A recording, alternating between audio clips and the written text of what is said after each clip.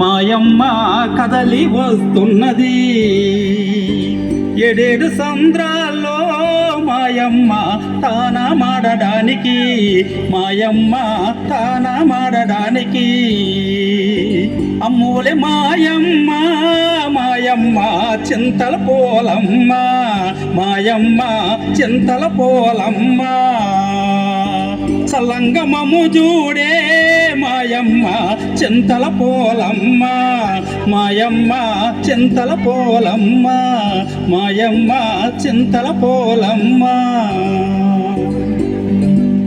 ఆ విధంగా అమ్మవారు స్నానానికి వస్తుండగా ఒకరోజు అర్ధరాత్రి కోళ్లగూడులో ఎలక జ్వరపడడంతో బెదిరిన కోళ్లు కూయడం వల్ల కోడికోత సమయం అయిందని భావించినటువంటి జాలారి తన వలను భుజంపై వేసుకొని సముద్రం ఒడ్డుకు వచ్చాడు.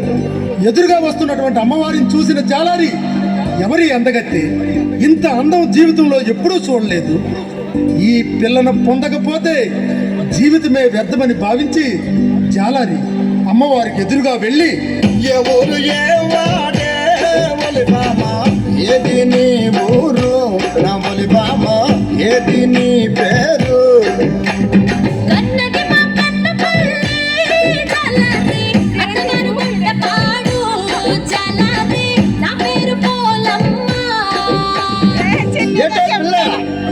అన్నవారు మాటన పిల్ల, అత్తవారు గొడ్డపాడా. గొడ్డపాడు నిన్ను ఎప్పుడు నేను చూడలేదే, నాకెప్పుడైనా నువ్వు చూసావా? చూసానురా జాలారి. చూసావా? ఎక్కడ చూసావే?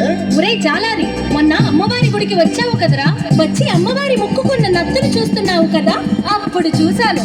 అమ్మో, ఇది సామాన్యురాలు కాదు. సరే, నీ అన్నదమ్ములు కానీ అక్క చెల్లెళ్ళు కానీ ఎవరైనా ఉన్నారా?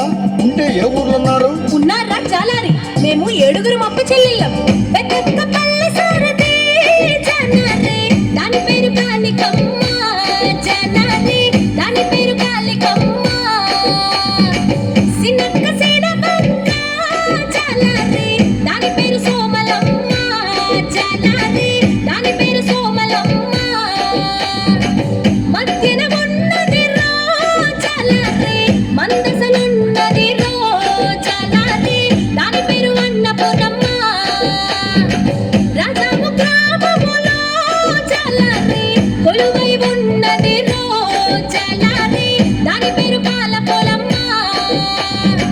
పెదబాదాపురములో జలాలి కొలువై ఉన్నది రా జలాలి దాని పేరు నెల్లిపోలమ్మ.